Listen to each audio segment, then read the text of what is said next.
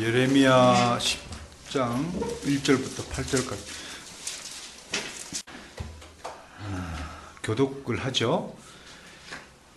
이스라엘 집이여, 여호와께서 너희에게 이르시는 말씀을 들을지어다.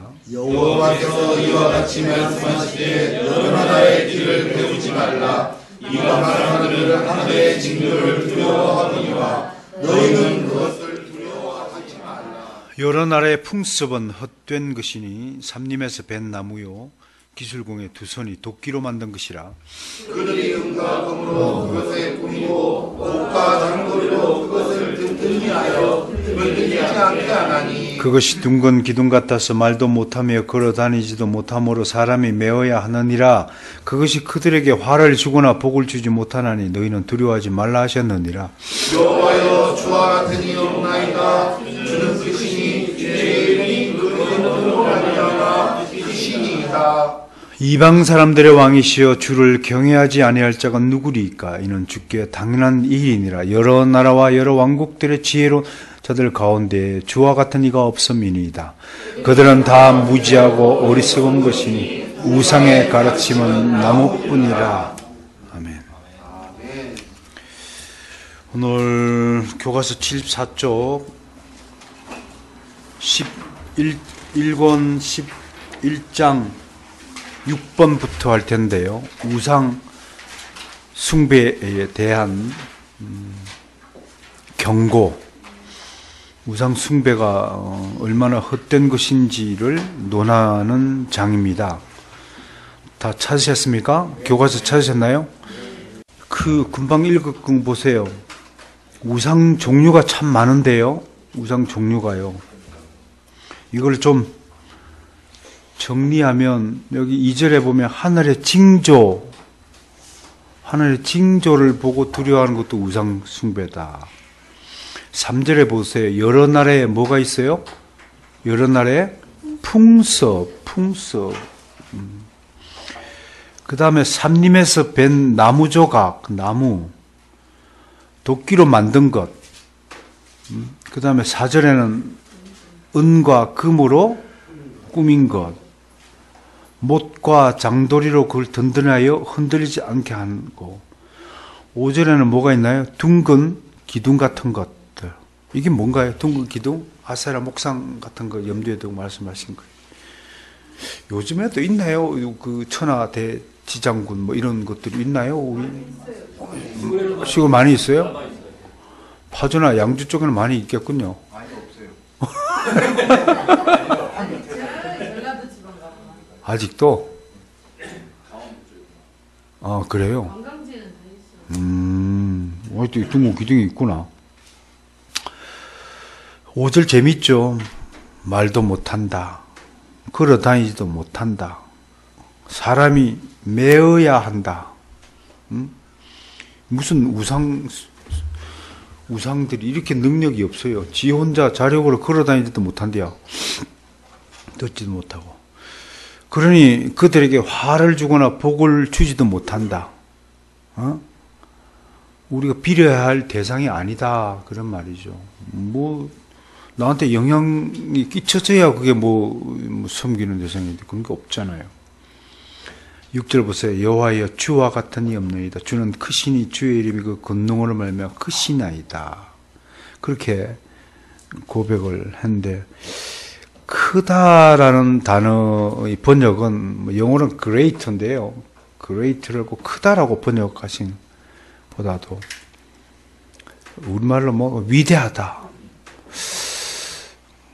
그런 번역이 원래 이 원어적인 뜻을 다 표현해내지 못해. 크고 위대한 건 위대한데 히브리적으로는 아무튼 인간의 상상력으로 할 수 없을 만큼 위엄 있고 무한하신 하나님, 그렇게 뜻한다는 겁니다. 그래서 주는 크시니 그러면 이게 주님의 광대하심을 좀 바르게 표현하지는 못한다. 번역상의 문제긴 합니다. 8절 다 함께 읽습니다. 시작. 그들은 다 무지하고 어리석은 것이 우상의 가르침은 나무뿐이라. 그러니까 이제 이런 우상들 다 헛된 것인데 근데 불행히도 이제 종교개혁 할 당시에 칼빈 목사님께서 이 기독교 강요를 쓸 당시에 이제 로마 가톨릭들이 우상 숭배를 어떻게 조장해 왔는가를 살펴보는 시간이 되기도 합니다. 우선 우상 숭배의 가르침에서 락탄티우스 6번 보세요. 락탄티우스, 그 다음에 유세비우스, 그 다음에 아우구스투스 세 분을 예를 듭니다. 이분들은 다 초대 교회사에 있어서 아주 유명한 신학자들이요, 또 역사가들이죠. 락탄티우스는 3세기 중반 260년경에서 320년경. 이분은 320년까지 살았다면 이제 이때의 로마의 황제가 누굽니까? 콘스탄티누스 황제예요. 그분이 313년에 무슨 칙령을 내렸죠? 밀라노 칙령. 밀라노 칙령 때 내용이 뭔가요? 기독교를 로마 제국의 공식 종교로 인정한 거예요. 선포. 공식 종교를 인정하니까 다른 종교는 다 말살했다 그런 뜻은 아닙니다. 공식 종교, 여러 종교 중에 기독교를 인정했다. 그때의 황제의 궁정신학자고 황제의 아들 피파니우스라고 아들이 있었는데 그 아들의 또 개인 교사로 있었던 분이에요. 이분의 대표작이 신학체계라는 것이고 우상숭배에 대해서 경고를 한 작품이 하나님의 진노에 대하여 그런 책이 있습니다. 그러니까 초기에 초대 교회 당시에 오리겐, 또 터툴리아누스, 그다음에 저스티니아누스 이런 교부들과 함께 기독교회를 지키고자 한, 그래서 이분들을 기독교회를 보호하기 위해서 애쓴 사람들이다 그래서 호교론자라고 하는 거예요. 호교론자. 이것도 용어도 별로 내 마음에 안 들어요. 이것도 한문에서 그대로 번역했는데 호교론, 그러니까 교회를 좋아하는 사람들인가 이렇게 오해받을 수 있어. 그냥 저는 이렇게 표현하고 싶어요. 초대 교회의 기독교 변증가들 이렇게 이야기하는 것이 낫다. 변증이라는 말이 참 좋은 말이다. 그렇게 좀 설명할 수 있겠어요. 그 다음에 두 번째가 동시대에 살았던 유세비우스라는, 근데 이분은 뭐 교회사의 아버지라고 불려지는 분입니다. 역사신학 공부할 때 이분 빼면 안 되죠. 락탄티우스가 고향이 어디냐면, 락탄티우스 뒤에 한 100년 뒤에 누가 태어나냐면 북아프리카 누미디아라는 지역인데요. 요 락탄티우스와 같은 고향을 출신이 바로 아우구스투스입니다. 그러니까 북아프리카의 축복이라고 말하는 겁니다. 이런 위대한 스승들이 태어난 고장이 있잖아요. 우리 처갓집이요, 전남 장흥 송암리인데 세상 사람들은 아무도 모르지만 그곳에서 김의환이라는 위대한 신학자가 태어난 고장입니다. 그 믿음이 좀 출중한 사람이 있다면 돈 모아가지고 김의환 신학 박사님의 출생지 다 하나 표지해놓으면, 야, 그것처럼 위대한 일이 어디 있겠어요. 우리 저 산양밭에 건물 지으면은 난 그 생각했어요. 야, 김의환 박사가 태어난 곳. 아니에요? 대덕이 어딘지? 아무튼 장흥이 복음화 되는 곳이라면 누구보다도 아프리카 누미디아에 가면 락탄티우스와 어거스틴을 추앙하고 있는, 우리는 이렇게 현대교회사의 김희한 박사님 한국 교회에 끼친 영향은 뭐 엄청나거든요. 제가 제자니까 저 같은 제자를 길러내신 거예요. 장에서 몰라요. 그러니까요. 아직도 복음화가 덜 되고 미성숙한 고장이라는 거죠. 깨어 성숙한 고장이라면 가만히 있겠어요? 하긴 내 죽어서도 경남 사천 정동면 수청리 마을 사람들이 최다음에 누군지 모를 거예요. 그것 때문에 하는 거 아니지만, 그죠? 정릉에는 박재환이가 사는 곳입니다, 여러분.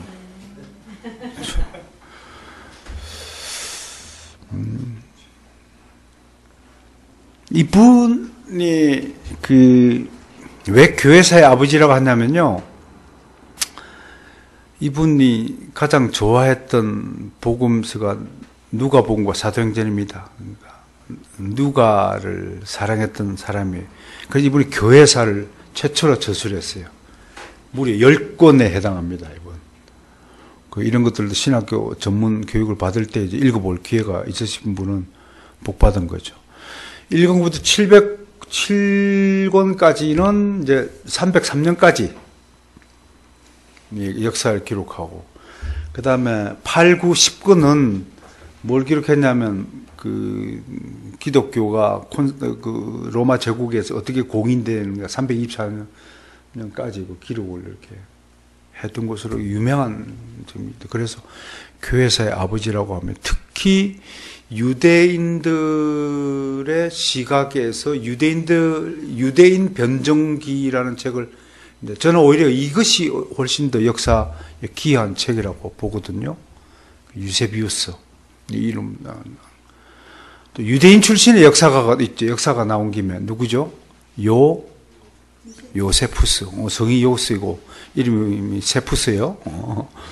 요세푸스가 있고, 로마 제국에 세 분의 역사가가 있어요. 타키투스, 맨 처음에 이제 수에토니우스, 그 다음에 타키투스, 헤로도투스. 한번 따라는 해봅시다. 뭐 다 돌아서 까먹으더라도.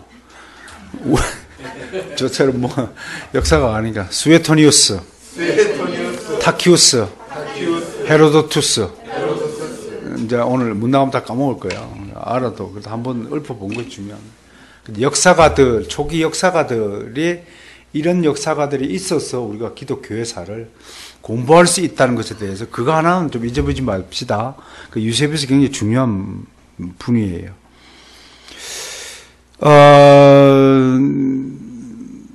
그렇고요.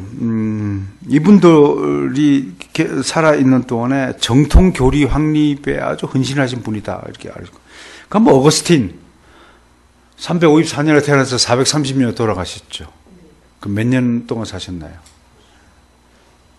76세를 이동시 76세면 엄청나게 오래 사신 거예요. 그러니까 체력이 좋았던 모양이야. 그 젊었을 때 30살 때까지 막 방탕한 생활을, 19살 때 이미 사생활 아들을 얻을 만큼 방탕했으니까. 이분과 관련된 노래가 뭐예요? 톨레레게. 집어서 읽어라. 그 노래 듣고 회심했다고 하잖아요. 응? 전설 같은 이야기고. 이분이 그러니까 아프리카 누미디아 지역 흑인들의 세상이잖아요. 하나님은 흑인을 들어서서 위대한 신학자로 만드시는 거 보세요. 더 아이러니한 것은 유럽 교회에 가면 어거스틴도 백인으로 그려놨어요. 예수님도 다 백인이고. 그런 유럽인들의 또 우화도 있지만, 이분은 칼빈도 어거스틴을 따라서 법학 공부를 한 거예요. 그렇게 봐요. 어거스틴이 처음에 법학을 공부하기 시작했어요. 그러다가 수사학을 하다가 논리학, 그다음에 문학 이쪽으로 옮겨오면서 이 마니교의 심취가 된 거예요. 마니. 여기 이제 등장하는 거 오늘 내용 중에 보면 두 가지 종교가 있죠. 말시온, 마르키온주가 있고 그렇습니다. 뒤에 나올 텐데 어디에?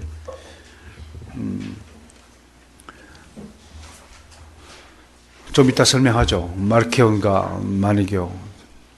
근데 마니교에 어거스틴이 빠졌다가 그러다가요. 확실히 우리 인생 살면서 이게 터닝 포인트가 있죠. 그죠? 탁 뒤바뀌는 점이 있어요. 뭐 때문에 그랬는지 모르지만 탁 바뀌는 점이 있어요. 그럼 요걸 회심 순간이라고 그래요. 회심 순간에 성령의 세례가 있을 수도 있고 또 그 뒤에 어떤 말씀을 들으면 때 뭐 있을 수 있고 아무튼 그 기억이 나는 거 회심 탁 꽂힙니다.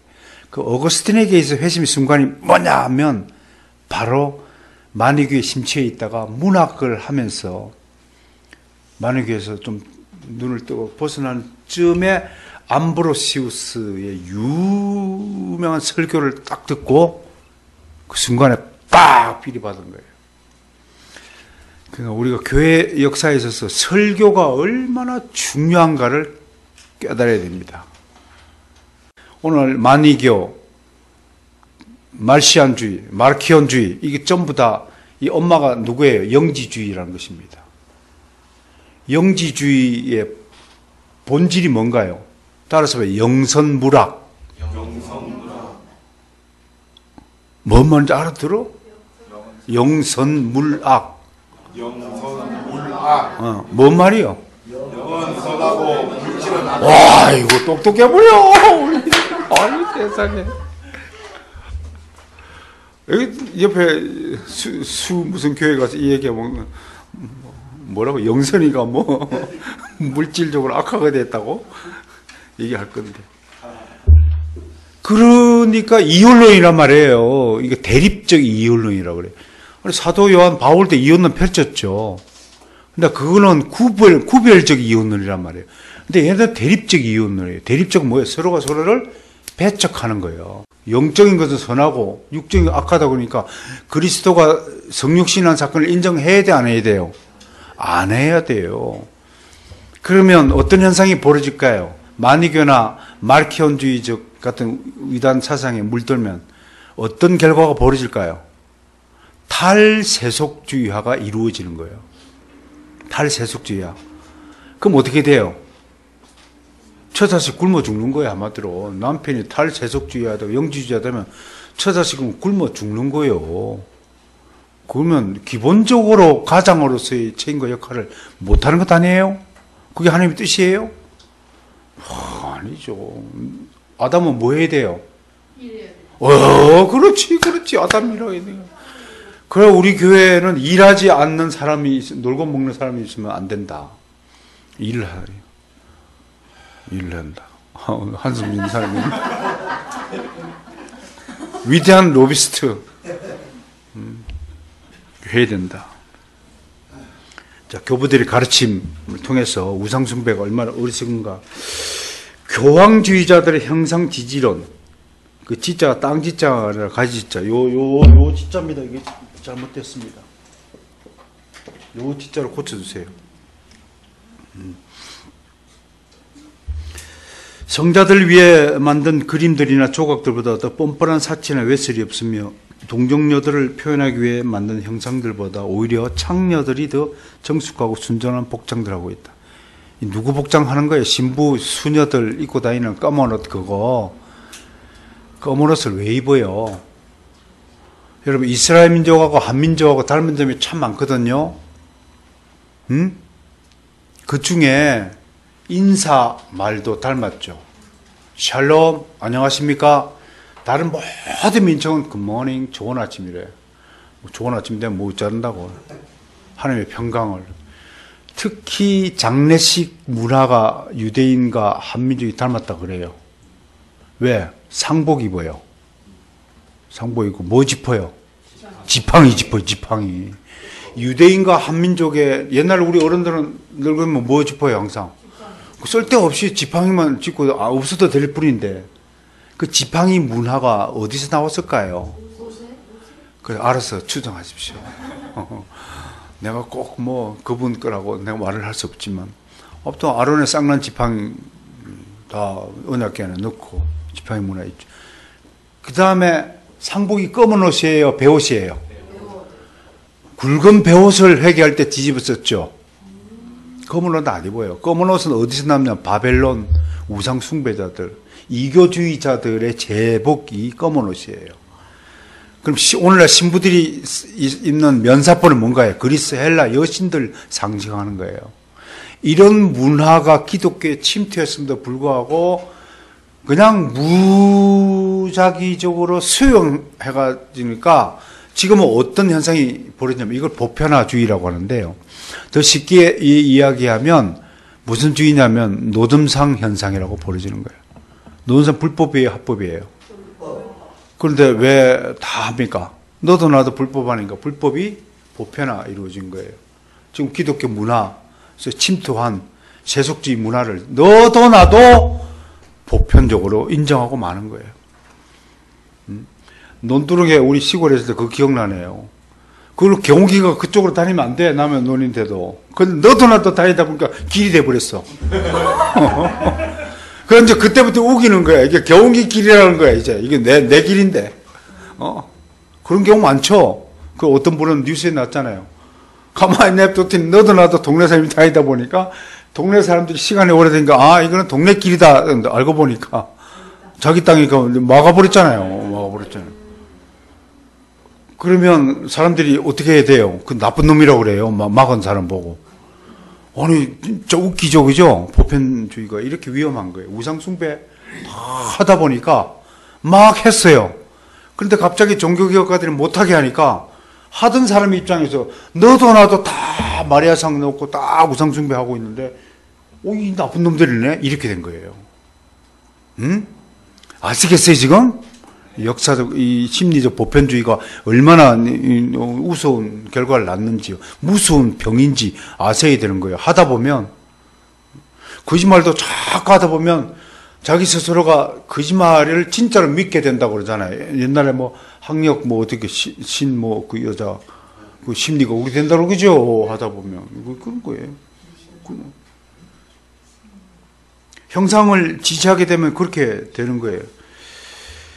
자, 그러면 오늘 이제 저기 뒤에 보면 다 읽었는데 교황주의자들이 11번 보세요. 변명을 해요. 뭐라고 변명을 하냐면 15항에 보면 성경에 이렇게 되어 있으니까 형상숭배 괜찮다고 하는 거예요. 성경이 뭐라고 해요? 창세기 47장 10절에 왕을 축복한 것. 누가? 야곱이 바로 왕을 축복했잖아. 축복한 거. 야곱의 지팡이 들고 다녔으니까.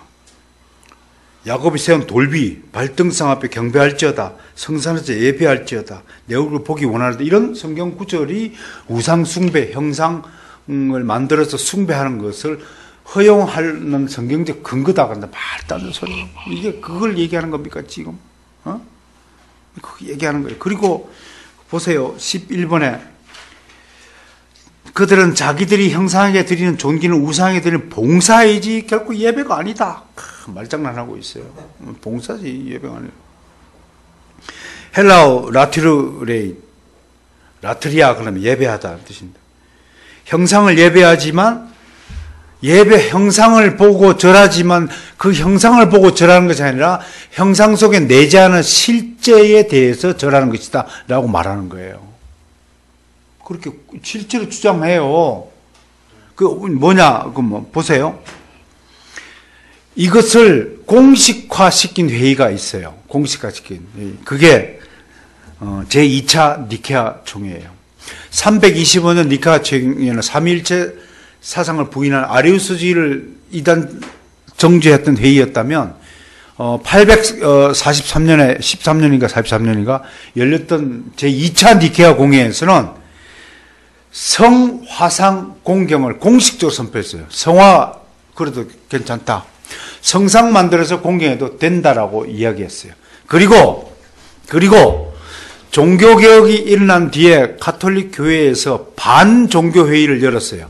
무려 몇 년 동안? 19년 동안. 그게 1545년부터 1563년까지 열렸던 회의예요. 1545년부터 1564년까지 19년 동안 이 북부 이탈리아의 트리엔트에서 열렸다고 해서 트리엔트 공의회라고 그래요. 이 트리엔트 공의회에서 만들어진 교령들이 오늘날 가톨릭 교회의 핵심적 교리로 됩니다. 여기서 성모를 숭배하는 것을 합법화시켰어요.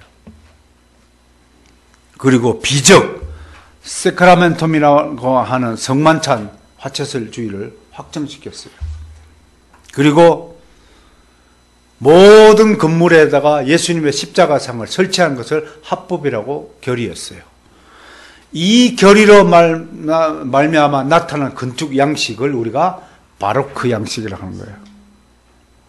바로크 양식 보면 건물 외벽에 전부 사람들, 사자, 동물들 상 다 찍어놨잖아요.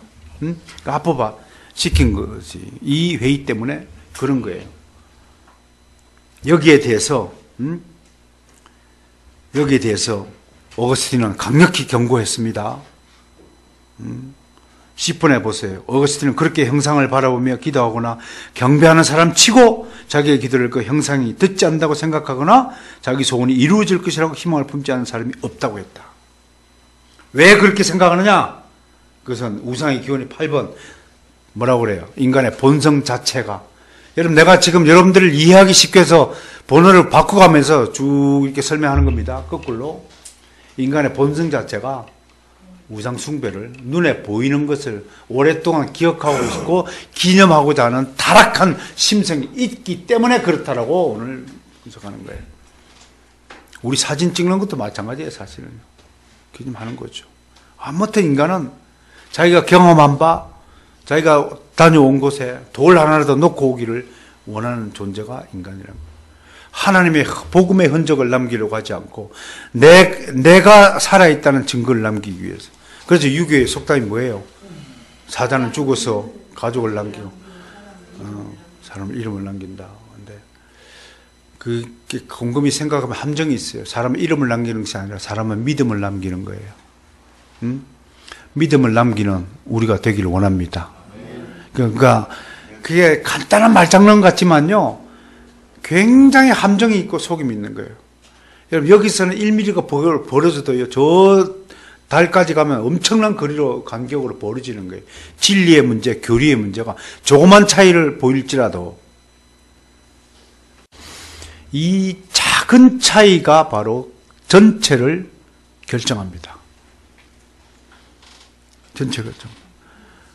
여러분, 가라지 씨앗이나 겨자씨 씨앗이나 똑같은 씨앗인데 우리가 보기에는 같은 씨앗일지 몰라도 본질이 다르기 때문에 결과가 달라질 수밖에 없다는 것입니다. 이런 것들을 좀 보면서 조그만 차이라고 우습게 여기면 안 된다는 것입니다. 굉장히 중요한 문제다라고 말을 할 것입니다. 그러면 12번 보세요. 우리가 형상을 어디까지 허용해야 될 것인가 라고 합니다. 하나님의 존귀와 위엄을 더럽히는 두 가지 형상인데, 하나는 역사 및 사건들을 형상하는 것과 다른 하나는 사건들과 관계없는 형상의 형태들이다. 전자는 교육이나 교훈 등 어느 정도 도움이 되나 후자는 그저 즐거움을 위한 것이다. 어디까지 허용할 수 있다고요? 형상이나 형태들 자체는 안 되지만 역사 및 사건들을 교육하는 데 있어서 필요한 교재로서는 사용할 수 있다라고 말하는 것이에요. 그러니까 이런 것들 왜 붙여놨나요? 이게 우리의 종교개혁의 정신을 교육하는 좋은 교육 재료가 되잖아요. 이걸 우리가 섬기는 것도 아니잖아요. 저분들을 통해서 감사하고 저분들이 얼마나 많은 피를 흘려서 우리 손에 믿음을 주셨는가를 생각할 수 있지 않겠습니까? 그래서 14번에 보면 니케아 공의회 787년에 열렸는데 결정은 843년에 했다고 합니다. 이 교회 회의 결정으로 이렇게 우상숭배가 결정이 됐다는 거고요. 성경을 15번 왜곡한다는 거고요. 그러니까 마지막 16번 보겠습니다. 참남이라는 것인데요. 계시록 13장에 보면 참남된 말을 하는 짐승이 등장합니다. 참남이 뭘까요? 끔찍스럽고 역겹다. terrible, disgusting, terrible, disgusting. 아주 끔찍하게 흉물스럽다. 요즘 공포 영화들은 어떻게 하면 눈에 보기에 그냥 끔찍하고 진저리가 쳐지는 그 형상을 만들어내는가 경쟁하는 것 같아요. 뭐 혹성 탈출 같은 것들, 또 요새 뭡니까?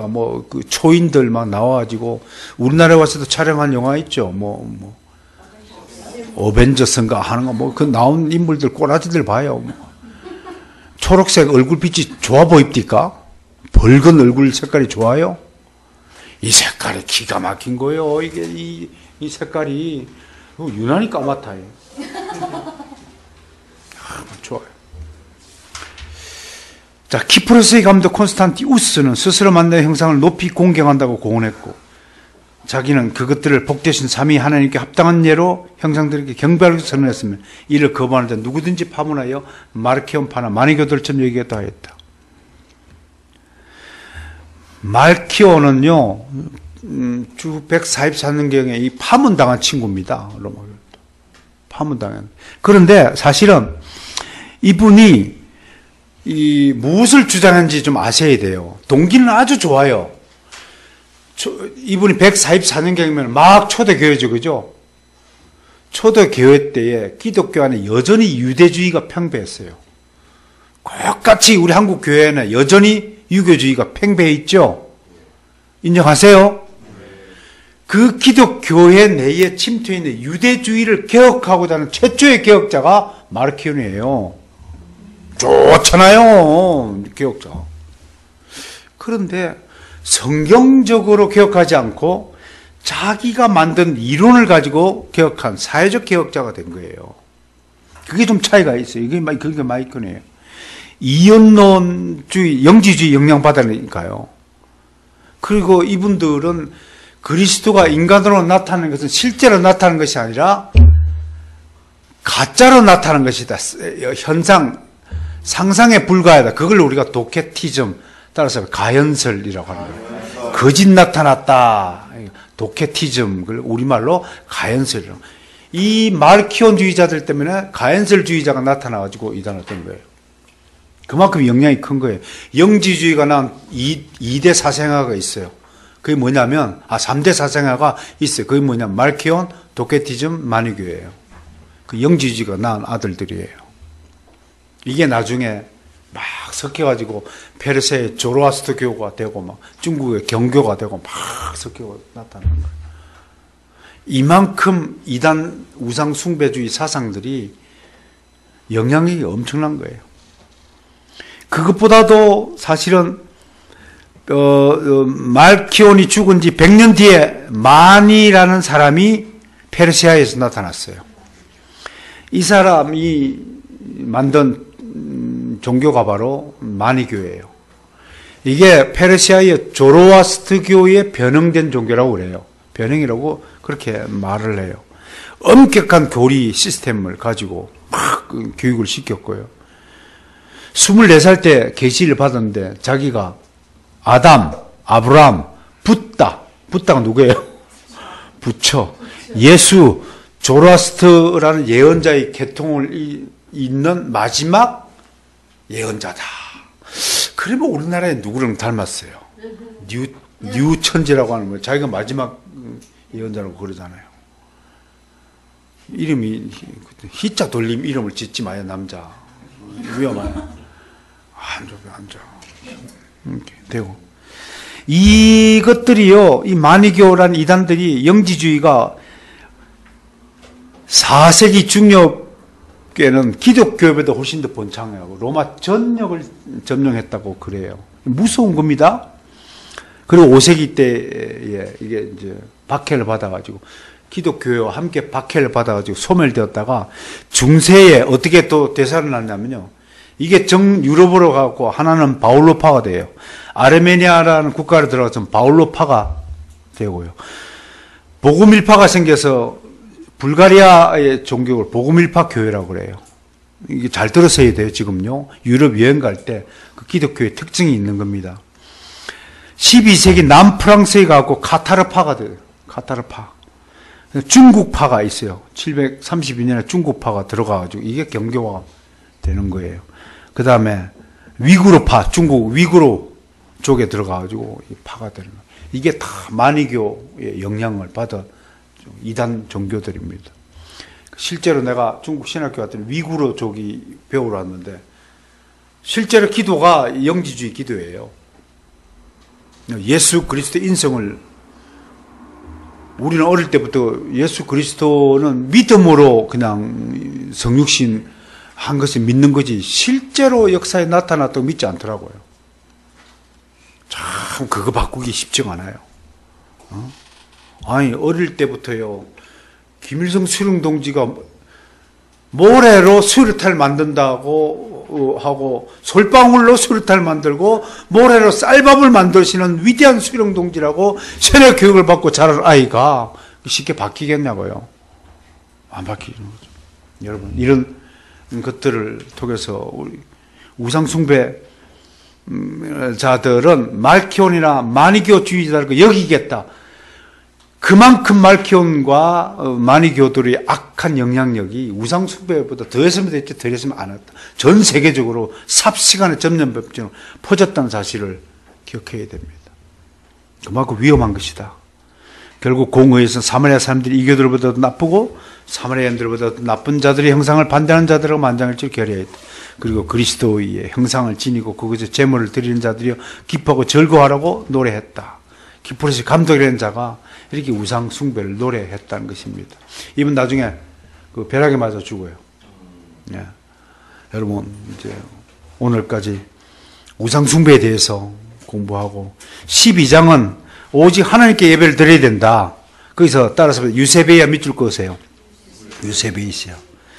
그런데 자꾸 이번 보에 교황주의자들은 하나님과 성자들 구분하고 똑같이 경배를 드려요. 형상하게 경배해요. 자, 3번 보세요. 바울은 갈라디아 사람들이 하나님을 알지 못하여 본질상 하나님이 아닌 자들에게 종노릇하였다고 했고, 주님도 기록되었으되 주 내에 하나님께 경배하고 다만 그를 섬기라고 말씀했습니다. 사도 요한이 천사에게 무릎 꿇었다가 제지를 받았고요. 이는 하나님의 영광을 가리는 일이 됩니다. 사람들이 존경의 뜻으로 종종 절을 주고받은 경우가 있는데 사람끼리의 경의의 표시이지만 이게 경배와 결부되면 그 순간 하나님의 존귀하심이 더럽혀집니다. 고넬료가 베드로 앞에 엎드려 절한 것도 같은 경우입니다. 적시로 베드로가 금지시켰어요. 여러분 설날이라고 손자들에게 세배 절 받지 마세요. 아이고 뭐 그거 옛날부터 다 해오던 건데요. 바로 이 아니란 이 생각이 바로 우상의 출발이라는 거예요. 우상 숭배 출발이라는 겁니다. 사람한테 절대로 머리를 조아리는 게 아니에요. 그 성경이 가르치는 거. 이런 거 하나 고치는 것이 쉬울까요? 습관처럼 됩니다. 내가 여러분 교회 설립하면서 명절날 목사 앞에 나오고 저기 무릎 꿇고 엎드려 절하지 말라고 내가 경고했죠. 절대 여러분에게 절을 받을 만한 높은 우상이 아닙니다. 여러분들을 위해서 기도하고 성경을 가르치는 주의 목자일 뿐이라는 사실을 해주시고, 인간의 전통, 인간이 만든 교리적인 것들을 가지고 자꾸 노름하는 그런 분이 되지 마시고 성경이 가라면 가고 성경이 멈추는 여러분 되시기를 좀 축원합니다.